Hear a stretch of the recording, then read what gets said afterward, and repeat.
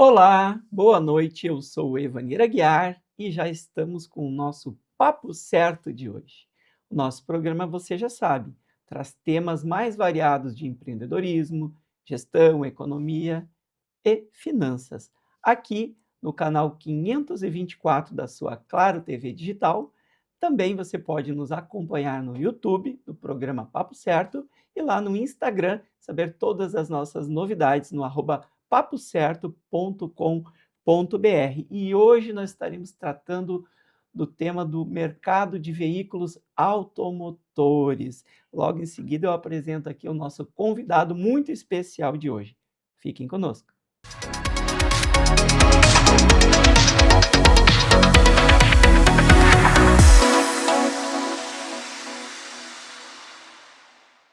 Hoje recebemos no Papo Certo o empresário, cidadão emérito de Porto Alegre, Jefferson Firstenau, que é CEO da Kia Sun Motors Suzuki de Porto Alegre. Muito obrigado, Jefferson, pela sua presença aqui no Papo Certo. E se quiser se apresentar para os nossos espectadores. É um prazer estar aqui mais uma vez, depois de 3 anos, né? Então, de mercado de automóveis, aí eu já fechei 40 anos de mercado de automóveis, agora em maio. Pouco, então. Como concessionário de veículos com a Kia, nós somos o concessionário mais antigo do Brasil hoje de veículos importados. Vamos fechar 33 anos agora em outubro, ou seja, desde 93 com a marca Kia trabalhando com veículos importados.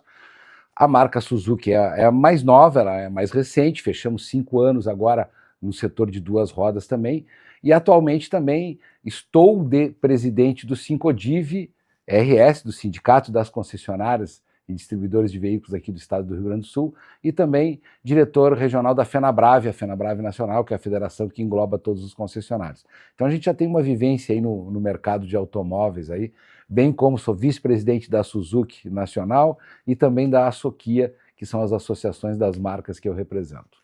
Excelente, vejam, só este currículo que nós trouxemos aqui para trazer a realidade do mercado automotivo brasileiro. E é esta exatamente a primeira pergunta. Qual é a realidade do mercado automotivo brasileiro que a gente vive atualmente, Jefferson? Vamos lá, a realidade é a maior transformação do mercado automotivo dos últimos tempos, e aí nós temos vários fatores para que isso aconteça. Primeiro é que nós não temos mais carros populares, o Brasil sempre foi um especialista em carros populares. Com a saída dos carros populares e os equipamentos que entraram nos automóveis, isso fez com que o preço dos automóveis se elevasse. Quando a gente falava em carro popular, a gente falava em $7.500, estaríamos falando hoje em 35, 40 mil reais. Tu não encontra nenhum carro hoje, nem pelo dobro do valor que nós estamos falando. O carro mais barato no mercado hoje está ali na casa dos 80 mil reais. Então tu tem um entrante no mercado que é o setor de 2 rodas. Tu tem as motocicletas hoje muito utilizadas como o primeiro veículo da pessoa que está recém se formando, tendo a sua carteira de motorista, ou também como complemento. Tu pega uma casa, uma família que tinha 3 automóveis, olha, vamos encolher para um automóvel 2 motos, ou 2 automóveis e uma motocicleta, porque a moto tem esse custo ali, uma moto popular de baixa cilindrada, na faixa de 20 mil reais. Então essa é a primeira transformação. Aí a segunda transformação é quando tu tem uma entrada, um ingresso de novas tecnologias. Há 3 anos atrás, quando a gente falou no teu programa aqui, estavam recém entrando os veículos elétricos e os veículos híbridos. E aí a tendência no mercado brasileiro eram os veículos híbridos. Hoje já estão consolidadas essas 2 tecnologias, tanto veículos híbridos quanto elétricos. Nós temos uma outra transformação, pela primeira vez na história desses 3 anos que se passaram aí, aqui no estado do Rio Grande do Sul, venderam mais veículos 100% elétricos do que veículos híbridos esse ano. Até o ano passado sempre foram vendidos mais veículos híbridos do que elétricos, então esta é uma segunda transformação. E a outra transformação é a entrada das marcas chinesas. Nós temos aí pelo menos 13 marcas que já entraram, mais 5 na fila para entrar. 13 marcas. E aí tu imagina o seguinte, o mercado automotivo, ele não cresceu o suficiente para ter a demanda para essas 13 marcas. Então, as marcas que já estavam estabelecidas aqui perderam um pouquinho da sua participação de mercado. Então, esse é o cenário automotivo. Quem é o beneficiado nesse momento? É o consumidor, com um número maior de marcas, com tecnologias diferentes, tá? Pena que não temos o carro popular. Eu sou um defensor do carro popular, que era o carro do brasileiro. Exatamente, concordo contigo. E nesta realidade que a gente vive hoje, o brasileiro voltou a comprar carros novos? Nós temos ciclos. Nós tivemos um ciclo lá em 2012, 2013, que foi o melhor ciclo, quando o Brasil chegou a ser o quarto maior mercado mundial de automóveis, quando nós ultrapassamos lá 4 milhões de automóveis comercializados. Daquele período até 2016, 2017, nós tivemos uma queda muito grande, nós baixamos para 1 milhão e 800 mil automóveis, caímos para o nono maior mercado de automóveis. Veja, nós éramos o quarto, caímos para nono, e mesmo assim nós continuamos como o nono maior mercado. Veio uma pandemia, o mercado começou a crescer em 2018, 2019, veio a pandemia, voltamos a cair no mercado, e de 2023 para cá a gente vê uma recuperação, sim, mas ela é um pouco mais lenta. Tá? Então o mercado está crescente, o mercado de automóveis novos, mas esse crescimento está ali na casa dos 5% ao ano. É lento. É lento, principalmente pelo número de marcas que entraram, mas tem crescimento. É um bom momento para o mercado de automóveis, tanto que os investimentos todos em novas estruturas, novas concessionárias, eu falava aqui nos bastidores, eu digo, olha, como sindicato, até 2 anos atrás, a gente tinha um número certo, eram 722 concessionárias, 718 no ano, 722 no outro. Esse ano nós já passamos de 758 concessionárias aqui no estado do Rio Grande do Sul, e a gente não consegue, eu não consigo te cravar qual é o número hoje de concessionárias, porque a cada semana inaugura uma nova sede. Exatamente. Eu me recordo que, uns 15, 20 anos atrás, eu e meus filhos, a gente enxergava uma lateral, um pedacinho da lateral de um veículo, já sabíamos a marca, o veículo, o modelo. Hoje, muitas vezes estamos na estrada, não sei nem que marca é, quem dirá o nome daquele produto, né? Isso é uma realidade hoje, né? Uma enxurrada de opções também. Se nós voltarmos um pouquinho no tempo, há 35 anos atrás, nós só tínhamos 4 marcas de automóveis no Brasil e 20, 22 modelos de automóveis disponíveis. Então era fácil, a gente tinha tudo de cabeça. Então tu imagina, com 4 marcas. Hoje nós temos no mercado brasileiro mais de 50 marcas. 50 marcas. E mais de 400 modelos disponíveis. Imagina. Eu, que trabalho no ramo, não sei todos os modelos e as versões que tem, e tenho dificuldade para associar, até porque as linhas dos automóveis ficaram muito parecidas. A gente tem esse movimento todo caminhando para os SUVs, tá? Então, tu não consegue mais hoje identificar, olhando a lateral de um carro, muitas vezes tu não consegue identificar qual marca é. Não consegue mesmo, é verdade. Uma decepção, porque a gente sempre gostou muito de veículos. Jefferson, o que explica ou justifica o elevado preço dos veículos dos últimos anos? Primeiro foi o nível de exigência de itens de segurança, que começou com o ABS e airbag. Isso já foi mudando um pouquinho a cara do automóvel. Se nós voltarmos para 95, que foi a última edição do carro popular, 100% popular. 95? 95, tanto tempo assim? Desculpe. 95 foi o último. Já estamos falando aí de 31 anos atrás, que foi a última edição dos carros populares. Eles não tinham airbag e ABS, depois por um tempo continuou, e aí, se não me engano, foi em 2005 que passou a ser exigido a colocação de airbag e ABS, 2005 ou 2010, nesse período mais ou menos. Então isso já encareceu, porque se tu colocar hoje só o airbag no automóvel, nós estamos falando de $2.000 na época, então já sobe o preço do carro. E aí vem uma fase que o brasileiro teve um poder aquisitivo maior, que é aquilo que eu te falei, 2012, 2013, que cresceu o poder aquisitivo do brasileiro, a classe média cresceu um pouquinho também, e aí aumentou o nível de exigência. E nós entramos na era dos SUVs. Se tu olhar hoje, a maior parte do mercado de automóveis são SUVs, onde tem a maior concorrência, a maior competitividade do mercado são os SUVs. Tu diminuiu o número de hatches, diminuiu o número de carros pequenos, sedãs são poucos os sedãs que tem no mercado, tá? Quando tu vai para um SUV, tu coloca outros equipamentos junto, tu coloca um ADAS, que é um assistente de direção, que vai fazer o carro frear sozinho, que não vai deixar ele trocar de pista. Tu tem já com o ADAS, tu tem um grau de autonomia do automóvel já, onde ele dirige sozinho, ele faz algumas manobras sozinho, como frear, se tu esquecer de frear, ele vai frear pela proximidade do outro carro. Várias câmeras no automóvel, então tudo isso eleva o custo. Aí tu tem um período, junto com isso, um período de pandemia, porque tu já tinha uma elevação do preço pelos equipamentos que tinham sido colocados, aí tu entra com a pandemia faz faltar os famosos chips do automóvel, tá? Os semicondutores, que fez com que crescesse mais o preço do automóvel. E aí, uma vez que ele cresceu, tu entra com a nova tecnologia, com veículos elétricos, isso também aumentou o preço. Só que agora a gente está vivendo uma curva ao contrário. É mesmo? Com a entrada dos chineses, mesmo com esta tecnologia maior, tu está tendo uma redução no preço dos automóveis. É mesmo? Tá? Eu verifiquei Neste isso momento nos estamos tendo. elétricos Exatamente. e especialmente nos híbridos, SUVs, a faixa dos 200 mil. Eu tenho visto algumas marcas mais tradicionais com valor superior a isso, mas umas novas com valor perto de 150, 160, com uma tecnologia muito semelhante aos antigos. Tu já tem veículo 100% elétrico na faixa de R$100 mil. Agora nós vamos ter que ver, porque nós estamos no Brasil, tá? O Brasil, ele é um caso à parte. Nós tivemos primeiro um incentivo com uma redução de impostos para os veículos eletrificados, onde eles podiam vir de fora, podiam ser importados e tinham esta redução para que a gente tivesse uma menor emissão de poluentes.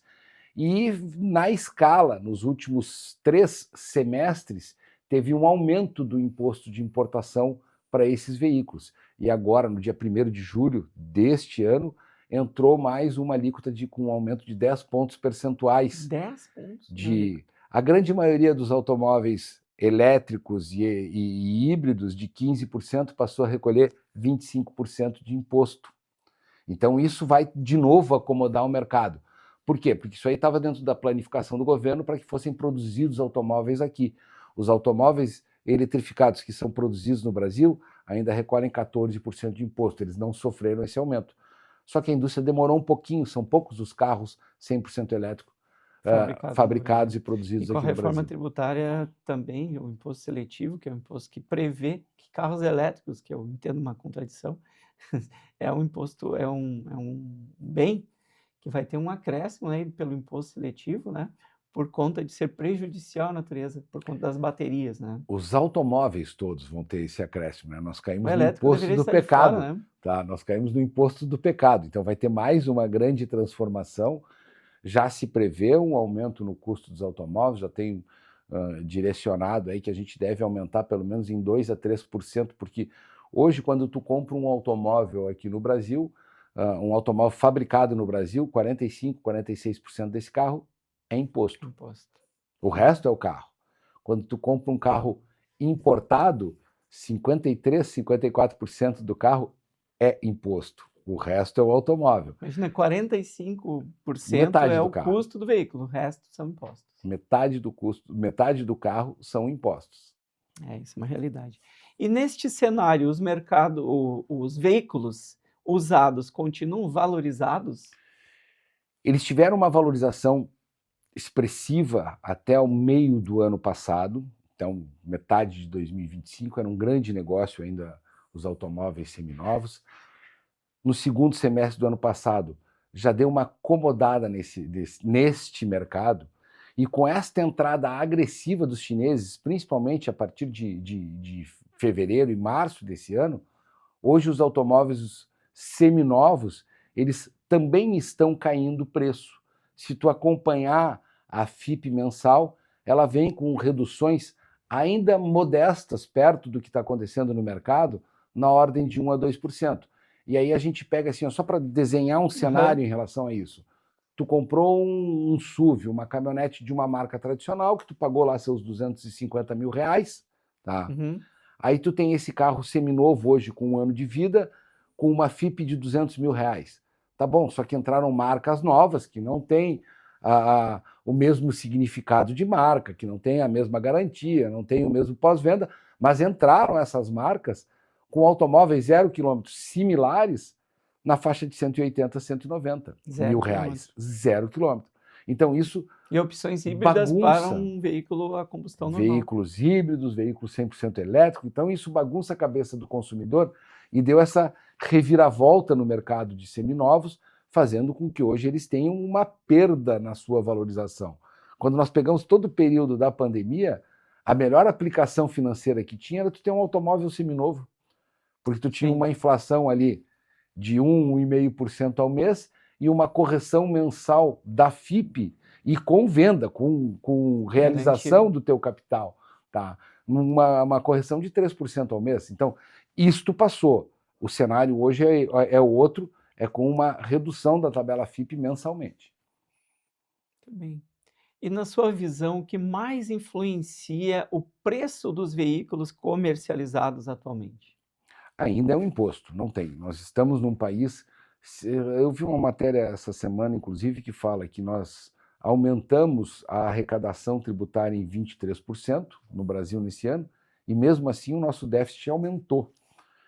Então, não tem como tu separar o preço do automóvel, o custo do automóvel no Brasil, a essa relação de impostos. Mas também a gente sabe o custo da máquina do Estado, tem que modificar muita coisa, tem que reformular muita coisa dentro do Estado para que tu comece a ter uma diminuição de impostos. Realmente. E o dólar? Qual é o impacto do dólar nessa precificação e no mercado automotivo brasileiro? Todo automóvel ele é mundialmente precificado no dólar. Tá? O que ocorre aqui com o Brasil? Como nós temos variações cambiais, às vezes tu tem um período onde o carro fica em dólar mais barato do que o mercado normal. Tá? Por quê? Porque tu teve um aumento do dólar agora. Vamos imaginar que tu tem uma máxima de desvalorização do real, que o dólar aumente 15%, saia dos 5,19, que está para R$6. Tu não vai ter esse impacto no automóvel de imediato, porque tu tem produção de automóveis aqui, tu tem um mercado de autopeças que está aqui, mas quando esse mercado for se abastecer de componentes externos, ele já vai pagar o preço do dólar novo. Aí nós vamos ter aí um hiato de 2 a 3 meses para chegar a essa valorização do dólar aqui também e fazer com que o preço do automóvel aumente. E o reverso também ocorre. Se tu tiver uma maxi valorização do real com uma queda do valor do dólar, ocorre a mesma coisa com uma redução do preço. O que nós estamos vivendo hoje também no automóvel, com a entrada dos chineses, com esses automóveis importados que tem aqui, com essa redução do custo, principalmente dos SUVs ali na faixa de 200 mil, com esses novos veículos, é porque o dólar deixou de estar em 5,50 e ele vem trabalhando esse ano, quase o ano inteiro, na faixa de 5, 5,10, 5,19, agora com um pouquinho de alta, mas nós estamos com um dólar mais barato e isso reflete no preço do automóvel. Excelente. E qual é a visão das montadoras internacionais em relação ao mercado automotivo brasileiro? O Brasil hoje é o 9º maior mercado de automóveis com potencial de crescimento. A expectativa é que a gente chegue aí ao 7º maior mercado de automóveis. Para isso tem que ter um pouquinho mais de produção aqui, mas essa é a expectativa das montadoras e por isso esse investimento aqui no Brasil. Tá? Mas não só por isso. O Brasil também pode ser um grande canal de entrada de veículos no mercado europeu. Então vai dizer, como assim? Como assim? Tá? Hoje um carro chinês produzido na China para entrar no mercado europeu paga 45% de imposto. Mercosul, no ano passado, assinou um acordo com a União Europeia, reduzindo o imposto de automóveis de forma bilateral, tanto faz vir carro da Europa para cá, quanto carro do Mercosul para lá, com um imposto de 27%. Então nós temos a grande possibilidade, eu sempre falo isso, o Brasil é um país de inúmeras possibilidades e às vezes a gente deixa o cavalo encilhado passar na nossa frente.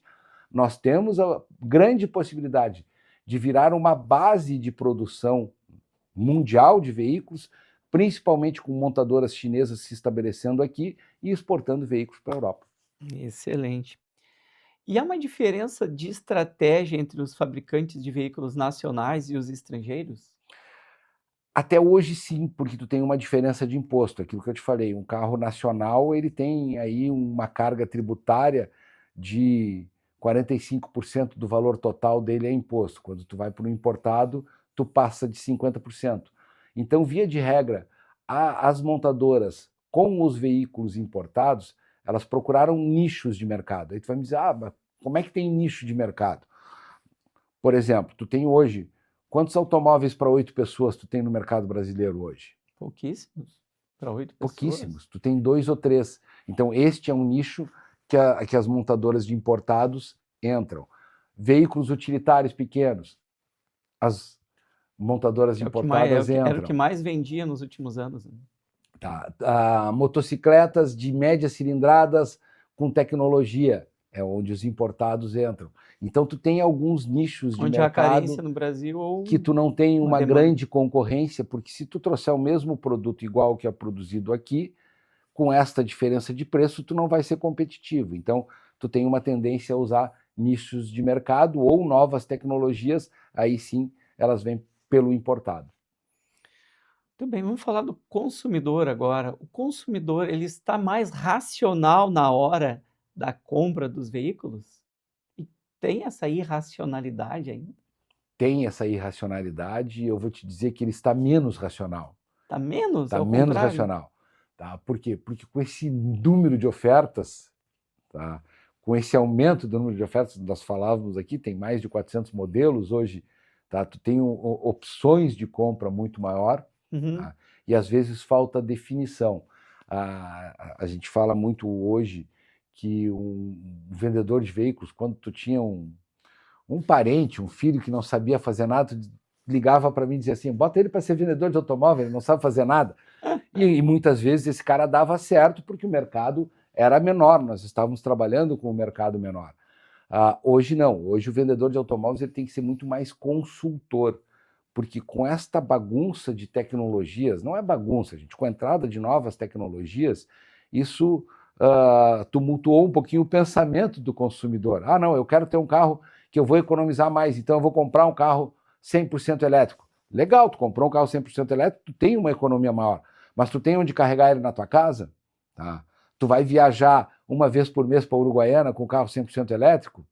São coisas que ainda são incompatíveis. Então, Sim. muitas vezes tem ocorrido, na porta da concessionária bate muito carro com menos de 10 mil quilômetros, que é a compra do arrependido. Eu comprei aquele modelo e eu não me adaptei para ele. Então, é uma compra que não é racional. A compra do arrependido. Eu comprei aquele modelo, mas não era bem aquilo que eu queria, ou eu só fui ver que não era o que eu queria depois que eu tive o automóvel. Então, tu vem lá, compradores com automóvel com 3 mil quilômetros, com 4 mil quilômetros, querendo trocar, porque eu não me adaptei. Essa é uma curiosidade, porque uma vez eu fui trocar de carro, eu, por hábito, comprava, hoje eu alugo. Tendências novas. Eu alugo, né? Então, alugo um aluguel de 3 anos. O estranho, eles têm muito veículo, 4.600 quilômetros, um carro lindo, novo, seminovo, na verdade. Por que leva uma pessoa a revender, né, o seu veículo com tão pouco uso, né? Tu tem pessoas que rodam pouco, tem pessoas que trocam de carro de ano em ano, de 6 em 6 meses, eu tenho clientes assim também. De 6 em 6 meses. Tem clientes que trocam de carro de ano em ano, então é muito comum. E aí tu tem carros com pouca quilometragem. Os meus carros que eu coloco à venda, por eu ter a necessidade, eu compro um carro que também é test drive, via de regra, sim, dentro da fábrica, uma... pela própria condição da fábrica. Eu sou obrigado a trocar de carro de 6 em 6 meses. Um mês que eu não rodar muito, tu vai comprar um carro meu com 3 mil quilômetros, com 4 mil quilômetros. Gostei dessa. Então, tu tem essa possibilidade. Isso é um cenário, tá? Sim. Mas tu tem a compra do arrependido, que é aquela que eu falei, que o cara comprou o carro, eu esperava tanto e me dei mal, não era isso que eu queria. Tá? Então, tem acontecido bastante também. Jefferson, o que vale mais a pena nos dias de hoje, comprar um seminovo ou um novo? Olha, vamos voltar.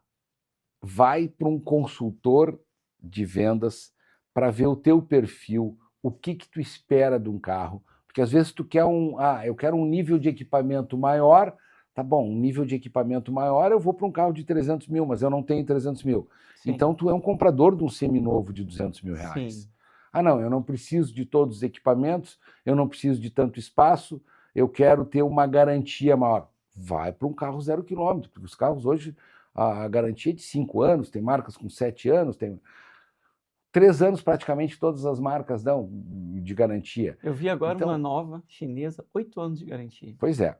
Tá? Da minha marca, da Kia, as baterias dos carros elétricos têm 8 anos de garantia, os automóveis têm 5 anos de garantia. Então, vai da característica de uso e daquilo que tu espera do automóvel. As E isso hoje baterias tem que também ser hoje estão estudado. influenciando muito esse custo, né, Jefferson? As Sim, baterias, eu estava acompanhando essa questão do custo das baterias, o que era, olha, há 2 anos atrás, há 1 ano atrás e hoje, o custo da bateria pela tecnologia, ela está influenciando muito o mercado dos elétricos e dos híbridos também, né? inclusive tem uma modificação aí. Todas as baterias, até então, elas eram de lítio, agora já estão modificando com novas tecnologias, tendo um pouquinho mais de capacidade. E quando tu fala em carros eletrificados, tu também tem que olhar o cenário não só do custo da bateria ou do que acompanha o carro, mas da parte de manutenção. A manutenção de um carro eletrificado é diferente da manutenção de um carro 100% a combustão, tá? Então, isso tem que ter um local preparado para esta manutenção também. A Então, muito manutenção de cuidado. um híbrido é mais complexa ainda. De um híbrido, sim, porque tu tem os dois motores. De um elétrico em relação a um de combustão, o elétrico não vai trocar óleo, tu não precisa mais ter um mecânico graxeiro. Então, são coisas. Tá. Mas em contrapartida, tu tem que ter um piso liso embaixo, tu não pode ter degrau, porque se tu precisar tirar a bateria, tu precisa botar um carrinho embaixo. Tu tem que ter isolamentos, porque essa bateria tem uma carga que ela pode matar uma pessoa que não souber mexer. Então, até por padronização, olhem no motor de um carro elétrico ou de um carro híbrido, tudo aquilo que tiver mapeamento laranja é que é a parte de alta tensão do carro passando. Então, ali, muito cuidado quando chegar perto, quando for tocar a mão. Tem tudo isso, uma mudança cultural que a gente vem vivendo. Cultural. É uma questão, voltando aqui no tempo, em 2023, quando nós conversamos, nós tínhamos uma novidade, talvez, para aquele momento ali, que era hidrogênio. Aquelas Sim. células de hidrogênio que conectavam no veículo, ao invés da pessoa deixar dando carga na sua bateria, seria a troca dessas células, né? Como é que evoluiu essa questão, ou não evoluiu? Na verdade, não evoluiu. Era uma tecnologia que a gente esperava que estivesse aqui no mercado. Eu sempre acreditei nessa tecnologia também, continuo acreditando. Torcendo também. Mas com essa enxurrada de veículos elétricos, com essa modificação para os veículos elétricos, é uma tecnologia que ficou momentaneamente esquecida. Tomara que ela volte a ser trabalhada e venha com força também, mas nesse momento ela está esquecida. E aqui eu não sou tão antigo, mas tomara que não seja como o que aconteceu no início do século XX, final dos anos 1900, no início dos anos 1900, o carro elétrico já era uma realidade. Por conta da abundância do petróleo, da combustão e toda uma pressão desta indústria, o elétrico foi colocado nesse segundo plano e 100 anos depois que ele renasceu aí com uma nova roupagem e hoje é uma realidade. Tomara que não aconteça o mesmo, que tenhamos que esperar 100 anos para que essa alternativa, porque o hidrogênio, o que ele libera ali é água, né? Sim. O produto final dele, né? Então, e sem deixar nenhum resíduo, como as baterias, veículos a combustão. Então, eu torço realmente que essa alternativa aí, ela aconteça, né, Jefferson? É que a grande equação do carro elétrico, tá, é a bateria, é o tamanho da bateria que vai te dar autonomia. Essa é a grande equação. Lá, 100, 110 anos atrás, não conseguiram fazer uma bateria que desse autonomia para esse automóvel. Por isso que os automóveis viveram e sobreviveram da combustão. Posto de combustível, vai lá, abastece e toca a ficha. Tu não tem este tempo para fazer.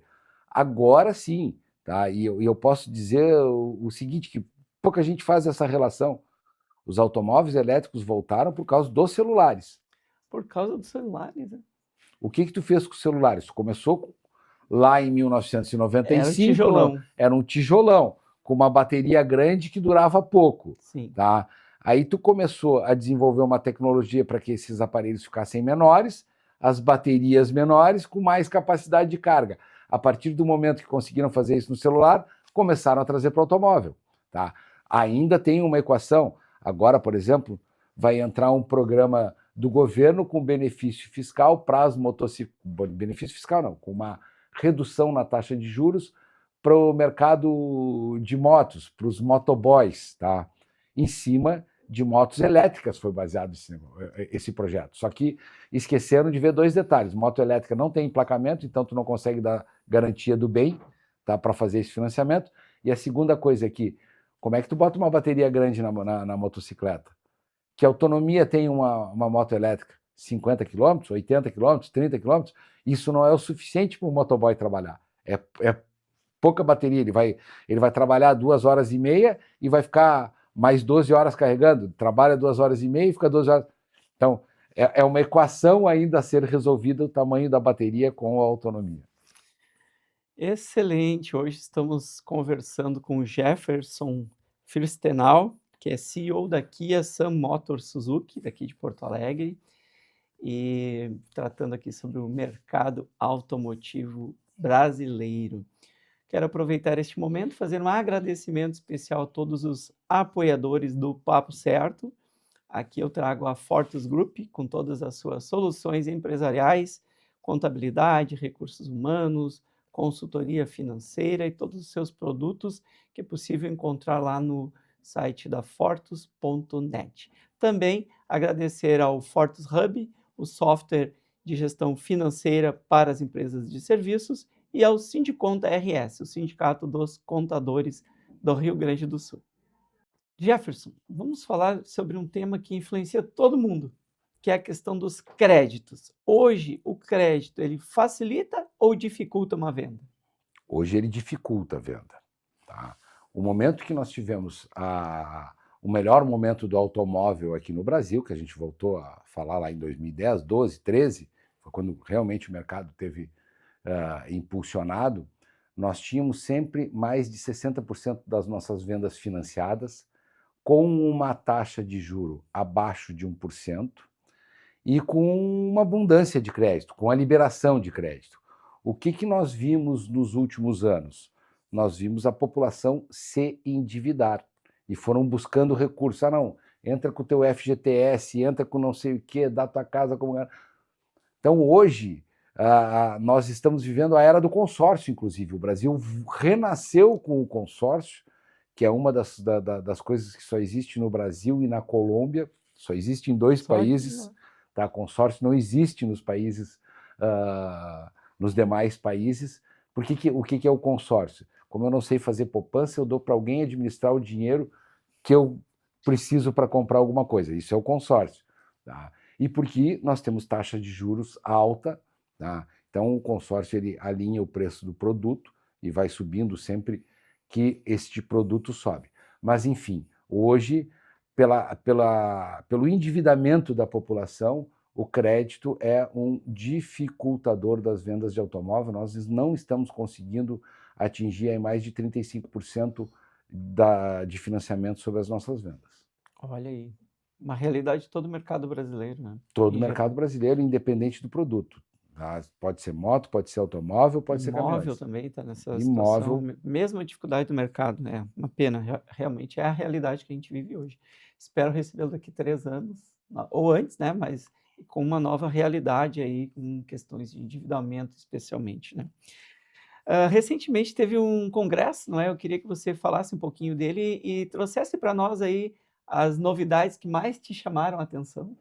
Bom, esse nosso congresso sul-brasileiro, aqui é o 2º ano que ocorre, Rio Grande do Sul, Santa Catarina e um pedaço do Paraná, não foi o Paraná inteiro, mas as novidades, elas estão muito ligadas à IA, a inteligência artificial, porque hoje o comprador ele não entra pela porta da concessionária, ele entra primeiro pela internet. Depois ele vai ver se ele vai na porta da concessionária ou não. E esta IA faz com que tu tenha um atendimento 24 horas. Hoje, eu não sei qual é o teu costume de horário, mas daqui a um pouco tu vai pesquisar automóvel às 11 horas da noite, no domingo de tarde, quando tu tem tempo. Tá bom, como é que tu faz uma pessoa te responder? Então, a entrada das IAs tem facilitado muito este negócio, porque a IA prepara e muitas vezes tu nem nota que tu está falando com uma IA. Claro, tem vários desenvolvimentos desta IA. Isso é uma tendência hoje no setor automotivo das IAs. E a outra parte muito discutida foi a reforma tributária também. Então, são coisas que a gente vai ter que preparar uma concessionária, porque Até hoje, o que tu fazia? Tu comprava um automóvel e tu tinha que ver se o imposto estava já embutido, se era pago no produto ou não, ou se era débito e crédito. Daí tu trazia o produto, colocava ele no teu estoque, aí quando tu vendia, tu fazia a apuração dos impostos para pagar os impostos. A partir do regramento do novo sistema tributário, no próximo ano, 2027, quando tu for me pagar, já vai ser descontado o imposto, já vai ser retido o meu imposto. Então, se eu vendo 100 dinheiros, eu não recebo mais 100 dinheiros a partir de 2027, eu recebo só 92. Isso vai ter um impacto muito forte no caixa das concessionárias, visto os volumes com os quais a gente trabalha. Realmente a reforma tributária vai modificar todos os mercados, né? Então, para alguns vai ter vantagens, né? Para poucos vamos ter vantagem, mas para a grande maioria, ele não simplificou. Ele foi um aumento de carga tributária disfarçado. Para muitas áreas, sim. Poucas, eu cito aqui a indústria, vai ter dependendo também da indústria das suas margens atuais, vai ter uma vantagem competitiva, a gente está falando lá em 33, porque até lá é tudo que a gente tem hoje e mais a nova reforma. Ano que vem PIS, COFINS sai, entra a CBS, mas o ICMS vai continuar até 2032 e tem já o IBS para apurar aí. Então tem realmente é um tema que chama atenção não só no Congresso do ramo automotivo, mas todas as realidades, as áreas que a gente está enfrentando. Dentro da tua profissão, tu deve estar estudando muito isso, porque a tua vivência como é que é? A tua bagagem, a tua vivência, ela modifica toda a partir desse novo cenário. Exato. Eu tenho uma especialização em tributos estadual e municipal que eu estou rasgando agora e estou fazendo uma nova pós-graduação em reforma tributária. Tá. Porque então, necessário, né? Porque tudo que a gente sabe até agora vai mudar totalmente. Na sua opinião, Jefferson, qual é a tendência para o mercado automotivo para os próximos anos no Brasil? Tu fala em tecnologia, em modelos de carro, no consumidor, porque dentro disso aí nós temos várias transformações. Tecnologia, o veículo elétrico já é uma realidade e a gente não consegue determinar, eu não sei te dizer hoje qual é o teto. Hoje os carros eletrificados já representam 25% do mercado de veículos novos vendidos. 25%. Entre elétricos e híbridos já bateu 25%.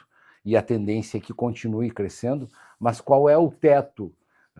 Isto a gente não sabe, vai depender também dos benefícios do governo, do que o governo vai fazer para aumentar ou não a venda de carros elétricos, até porque o petróleo, a gasolina, o diesel fazem parte da história da humanidade nos últimos 150 anos. Tá? Sim. Então, tem que ver E por mais que ele seja esgotável, ele está longe de ser esgotável ainda. Tem forças importantes aí que precisam do petróleo, ou para mover, que precisam do petróleo. Então tem que ver que movimento vai ocorrer aí para que aumente ainda o volume de veículos eletrificados ou não. Segunda parte, consumidor. Nós temos uma transformação muito grande hoje. Hoje, essa geração nova, e eu não estou falando nem do que está certo ou o que está errado, até os 30 anos de idade, não tem muito interesse pelo automóvel, não gosta muito do automóvel.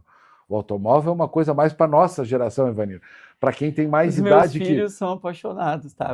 Mas é que eu criei dentro da minha cultura. Pois é, aí dentro desta cultura hoje é uma exceção, tá? Porque a maior parte não. As minhas filhas também são apaixonadas, com 18 anos tiraram carteira de motorista, mas hoje tu vê uma geração 25, 26 anos de idade Muito que não comum, tirou a carteira de motorista, não tem interesse, anda de Uber, tá? Então ele deixou de ser teu consumidor de automóvel, não compra automóvel, mas o Uber compra. O aplicativo, motorista de aplicativo. Essa modificação do mercado em relação ao Uber foi o maior ou um dos mais influenciadores no crescimento do mercado dos carros elétricos? Sim. Hoje os motoristas de aplicativo, nesse carro menor, nesse carro elétrico, sim, até 120 mil reais, eles são os principais compradores e são os principais causadores dessa transformação pela economia que ele tem ao rodar no veículo elétrico. Porque dentro da realidade, 200 quilômetros diários ali que um Uber faz, um elétrico. Hoje, todos os elétricos É um, atendem essa essa necessidade, né? autonomia é a 180 quilômetros, 200 quilômetros, essa autonomia os carros elétricos têm. E é o que roda hoje um motorista de aplicativo. E aí ele consegue ter um ganho expressivo porque ele tem um custo menor. E aí também depende, ele vai carregar fora, ele vai pagar esse carregamento, ou ele botou o carregador em casa e vai conseguir carregar em casa. Mas, enfim, são... Não dá para esquecer isso, né? Um detalhe importante. É menor o custo, mas tem este custo também, né? Tem esse Do custo elétrico, também. né? E o consumidor brasileiro, ele está preparado para esta nova realidade que a gente vive? Ele está entendendo. Eu te disse que a compra do automóvel hoje ela é menos racional, talvez até por esta confusão, tá? Mas ele está começando a entender. É uma transição, gente. E isso aí aconteceu. O último grande movimento que nós tivemos no mercado automotivo foi lá com o Fernando Collor de Mello, em 1992, quando nós tivemos a abertura do mercado, que a gente saiu de 4 montadoras para 17, Eu 18, me lembro deste dia. no espaço de um ano. Tá? E aí tu tem uma enxurrada de novas marcas com novos produtos, veículos importados, marcas entrando no Brasil para produzir aqui.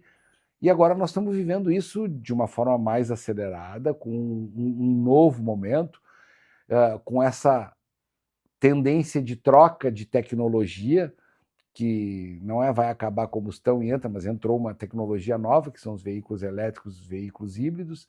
Tá?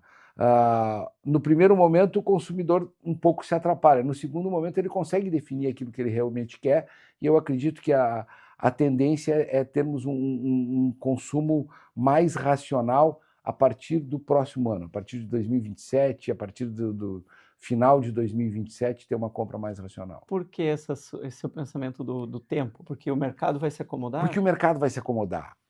Esses entrantes todos, como eu te falei, entraram 13 novas marcas. Quantas marcas novas inauguraram concessionárias este ano E aqui no quantas vão Brasil? resistir, né? Tá. Aí nós vamos ver quantas vão resistir. Tem mais 5 para entrar. Então, esse é o período de ajuste. E essa movimentação ela começou em 2025, ela vai até 2027, metade de 2027, talvez até 2028. Aí sim, bom, esses ficaram. Tá? Qual é o tamanho do mercado de uma GM, que sempre foi uma das grandes e que reagiu muito rápido? A GM estava lá com 18% de participação de mercado, caiu para 10%, de uma hora para outra lançou produtos corretos e voltou a crescer no mercado. Eu estou dando a EGM como exemplo, eu não tenho nenhuma relação, mas foi uma das marcas que reagiu.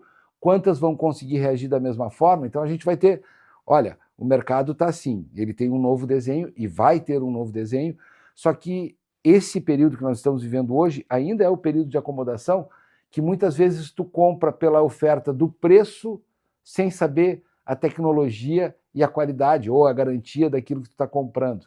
Tá? Então, esse é o momento que a gente está desajustado, mas vai ocorrer esta adequação no transcorrer dos próximos ano e meio. Eu te confesso que estou mudando um pouco, mas não tanto ainda, que é um receio para trocar para um veículo elétrico ou híbrido, é exatamente o pós-venda, o suporte. Tá, temos muitos veículos lindos que chegaram no mercado agora, no ano de 26, que é de se apaixonar realmente, muito lindos, mas vai resistir. E daqui 2, 3 anos? O pós-venda ainda continua sendo para quem é racional. Eu sou contador capricorniano, eu sou o chato ao quadrado. Então, assim, eu sou muito racional. E isso para mim, o pós-venda ele pesa muito. Para quem é racional, isso pesa também? Para quem é racional, pesa, mas é aquilo que eu falei. Nós estamos vivendo um momento que o comprador brasileiro ele virou menos racional, porque ele está sendo muito estimulado pelo preço.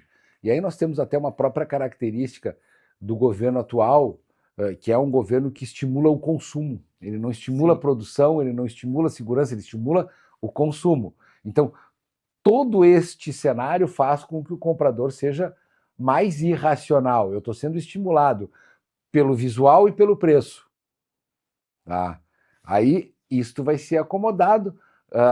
Compradores racionais como tu existem, têm uma boa participação, mas não são a maioria. Tá? Não são a maioria. Então, esse cenário que vai se acomodar nos próximos ano e meio. Excelente. Agora vamos falar para quem já tem o seu negócio há mais tempo, como é o caso da sua concessionária. Fala para nós um pouquinho do qual é o segredo para manter uma concessionária no topo, com sucesso por tantos anos?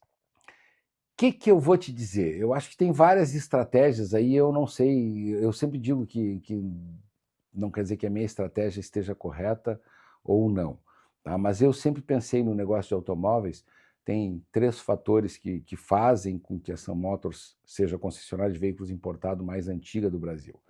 Primeiro antes de qualquer negócio, isso não serve só para a Kia Sam Motors, quando eu fui montar a Suzuki Sam Motors, antes de eu abrir as portas, toda a minha estrutura de pós-vendas estava pronta. Então, eu começo o meu negócio pela cozinha e não pela porta de entrada da sala. Ah, muito bem. Tá? Essa é uma das características. Segunda coisa que eu sempre falo,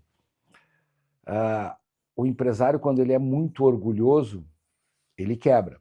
Porque tu não quebra por vender pouco. Tu quebra quando tu vende mal vendido ou quando o teu custo é maior do que tua receita. Então, é básico. Caiu tua venda, não tenha vergonha de encolher. Tá? E eu sou um exemplo disso. Eu já tive 5 concessionárias no estado do Rio Grande do Sul, eu já tive concessionária no Uruguai, e quando chega o momento de encolher, eu não tenho vergonha de encolher.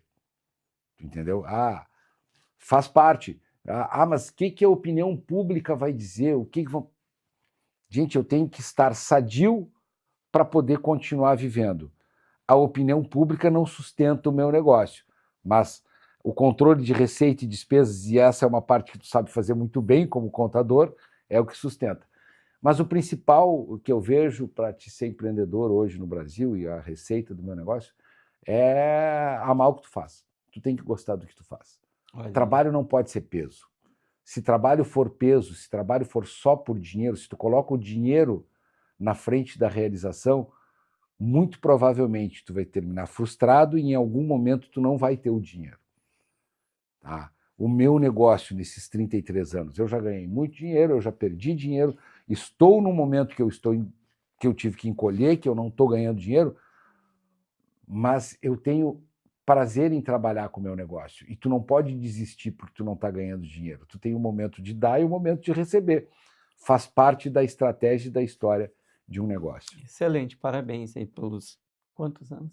33 anos de Kia, 40 anos de mercado de automóveis. Excelente, parabéns. E Jefferson, vamos falar agora de um tema que eu acho crucial em qualquer gestão de negócios. Vamos falar de equipe. Como, então, gerenciar, liderar equipes no mercado tão competitivo quanto o seu? Nossa, eu fiquei meio ultrapassado. Eu me sinto hoje ultrapassado. Porque tu tem uma geração que entrou no trabalho hoje, tu tem uma mudança de pensamento que não faz parte da minha época. Eu sempre fui um workaholic, trabalhei 15, 16 horas por dia, não tinha problema com isso. Motivava as pessoas com um churrasco, com treinamento de noite, com premiação. Hoje não é tudo isso, ou não é só isso que motiva as pessoas. Dentro da minha organização, nós tivemos que fazer uma transformação muito grande hoje, pensando muito nas pessoas e pequenos detalhes. Por exemplo, teu dia de aniversário, folga e não é descontado. Tá? Qualidade de vida, para que tu tenha mais tempo na tua casa. Tentar montar uma escala melhor para que tu possa ter uma convivência maior com a tua família, que é uma das necessidades e uma das grandes modificações. Treinamentos de noite hoje é uma vez por mês. Antes eu tinha 2 vezes por semana. E olhe lá, tá?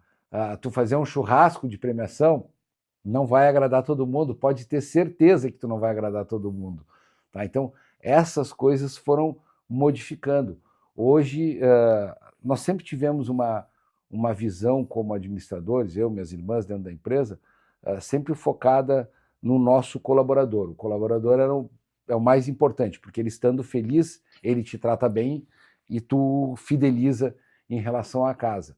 E a gente teve que ampliar esse leque hoje com plano de ginástica, tá, para academia, folga no dia do aniversário, uma sala de bem-estar. Nós reformulamos dentro da concessionária, reformamos refeitório, sala de bem-estar para os colaboradores, adequa um pouquinho mais folgas, diminui o número de hora extra. Então, são adequações necessárias hoje para que tu mantenha uma equipe. No passado, não. No passado, o estilo Filipão, aquele de vamos, vamos, vamos, resolvia tudo. Hoje já não resolve mais. E eu gosto muito do Filipão, sou admirador dele. Eram outros tempos. Eram outros Outros tempos. tempos. Muito bem. Você falou, você e suas irmãs. Vamos falar um pouquinho agora do estilo de gestão e o que, na sua opinião, caracterizam um empresário, um empreendedor de sucesso no seu ramo, né, no ramo automotivo. E pode falar um pouquinho sobre a complementariedade da sua participação na Kia Sun Motors Suzuki e dos outros sócios?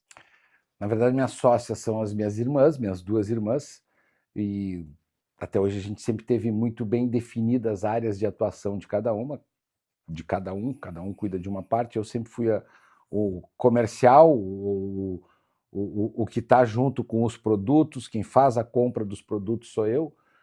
Tenho a Juliana, que é minha irmã mais nova, que ela faz toda a parte administrativa da empresa, toda a parte financeira muito bem cuidada, e a Janice, que é a irmã mais velha, que cuida desta parte pessoal, que hoje a gente busca muito esse aprimoramento nos benefícios para os colaboradores, que é uma tendência. Receita de sucesso, gente, eu não tenho, cada um vai ter a sua. A forma como nós trabalhamos sempre foi focada no nosso colaborador. Algumas características da nossa empresa que não quer dizer que sejam as certas. Focado nos nossos colaboradores, não tenho briga na justiça, tá? Tu vai puxar a ficha da Sun Motors lá, tu não vai ver ação judicial, tu tá com um problema, traz, vamos tentar resolver. Se eu tiver que perder um pouco, eu vou perder para pelo menos te deixar satisfeito naquele momento, mas também não abusa, né? Porque, gente, vamos lá, tem várias coisas aí hoje no mercado que abusam. Mas a característica é dar a cara a tapa e estar próximo do cliente para que ele, quando ocorra um problema, se sinta o menos desconfortável possível e que ele tenha uma base de atendimento, e essa base de atendimento ela é nossa, é dos diretores, é colocando a cara a tapa. Excelente, eu tenho não apenas o seu depoimento, mas ele complementa uma percepção que eu tenho tido que os negócios, nós atendemos mais de 200, agora chegamos a quase 250 empreendimentos atendidos pela Fortus. A maior parte destes empreendimentos de sucesso, os gestores, os donos, os sócios, dão a cara a tapa. Eu gostei muito dessa sua última colocação, Jefferson. Vamos falar um pouquinho agora para quem deseja empreender neste ramo automotivo. Quais setores, quais oportunidades tu acreditas que temos ainda na área automotiva? Nós temos uma entrada agora de marcas novas nas motocicletas. O que se viveu no mercado de automóveis com a entrada dos chineses está começando a se viver agora nas motocicletas. Tá? Então tu tem um cenário novo, tu tem marcas novas entrando, vai ter uma segmentação, ainda tem alguns nichos de mercado para as próprias marcas importadas entrarem aqui no Brasil, que é uma das realidades, tá? Mas o principal hoje são esses espaços que tem com essa modificação que está ocorrendo. Desculpe, gente, venceu a 1 hora de silêncio aqui. O meu intervalo desculpe. Lá, sacaneou. Não é um intervalo, gente... é que tu bota ele agora no silencioso, ele fica 1 hora só, desculpe, gente, ele estava no silencioso o tempo inteiro. Tu já pode responder de novo sobre as oportunidades que tu enxergas em quem deseja empreender no segmento. Podemos começar. Oportunidades que tem no segmento hoje, entradas novas, marcas chinesas principalmente, tecnologias novas, mas tem essa revolução toda que nós estamos vendo no mercado de automóveis hoje, ela está iniciando, ela está ocorrendo também no mercado de 2 rodas, nas motocicletas, com a entrada de marcas chinesas, com novas tecnologias, com preços agressivos. Então esta é a movimentação de mercado. Agora, é muito difícil quem não é do mercado de automóveis entrar, não, eu sou investidor, eu quero entrar no mercado de automóveis. Gente, muito cuidado. A grama do vizinho é sempre mais bonita. Tá? O mercado de automóveis não é tudo isto que aparenta também. Os investimentos com os riscos hoje estão muito altos e tu tem que calcular bem para ver aonde tu vai acertar. Já teve muita gente que entrou de outros segmentos para cá e acabou não dando certo por não ter a percepção real do negócio de automóveis. O negócio de automóveis, ele às vezes engana muito porque tu trabalha com valores muito altos, mas a rentabilidade é baixa. Tá? Então isso é um cuidado que tu tem que ter muito grande quando tu for entrar no setor automotivo, seja 2 rodas, 4 rodas, caminhões, veículos pesados, implementos rodoviários, máquinas agrícolas. Os valores são muito altos e isso chama atenção, mas a rentabilidade é muito baixa. Muito bem, o alerta está dado, fica o registro. Vamos para a nossa última pergunta do Papo Certo de hoje, que é uma pergunta para os consumidores, para quem é apaixonado por veículo, como eu, assim. Para quem está pensando em trocar de veículo, é um bom momento ou deve esperar um pouco mais? É um bom momento, tá? Porque quando tu tem esse choque de tecnologias, quando tu tem esse choque com a entrada de novos fabricantes, que é o caso aqui, de novos produtos, de novas montadoras, tu teve uma redução de preços. A gente não sabe se essa redução de preços vai permanecer. Tu teve agora um aumento de 10% nos veículos importados eletrificados, que vai ter mais um aumento de 10% a partir do dia 1º de janeiro. Quando entra uma carga tributária nova, tu tem uma transição nos tributos que vão aumentar o custo do automóvel, vai aumentar a carga tributária. Então eu digo, o momento para comprar é agora. Seja um veículo seminovo, que também vem com o preço caindo, que passa a ser um bom negócio. Tá? Agora, não fica pensando nesse momento, e isso foi muito bom escutar de ti, que tu é um cara que tu não usa o automóvel como patrimônio. Não fica pensando nesse momento, não, eu quero fazer um bom negócio. Todo mundo quer fazer um bom negócio, tem várias oportunidades aí, tu tem que olhar aquilo que se adequa à tua realidade, mas o mais importante, o melhor negócio que tem é tu ser bem atendido e estar satisfeito com o que tu comprou. Então, pensa nisso e a hora de comprar é agora. Excelente. Muito obrigado, Jefferson Firstenau, que ele é o CEO da Kia Sun Motors Suzuki, que trouxe aqui toda uma realidade aqui do mercado automotivo brasileiro, né? Muito obrigado, Jefferson. Eu que Muito agradeço a sucesso lá, que oportunidade. vem outros 33 anos lá da sua concessionária. Mas agradeço especialmente a todos aqui que nos assistiram, nos prestigiaram no dia de hoje. Quero também fazer um agradecimento especial à nossa equipe aqui de apoio, né? O Samuel Machado, a nossa produtora Amanda de Oliveira, que nos dão aqui todo o apoio para que a gente leve a todos vocês os nossos conhecimentos dos nossos especialistas. Então, não perca os nossos próximos episódios do Papo Certo. Boa noite.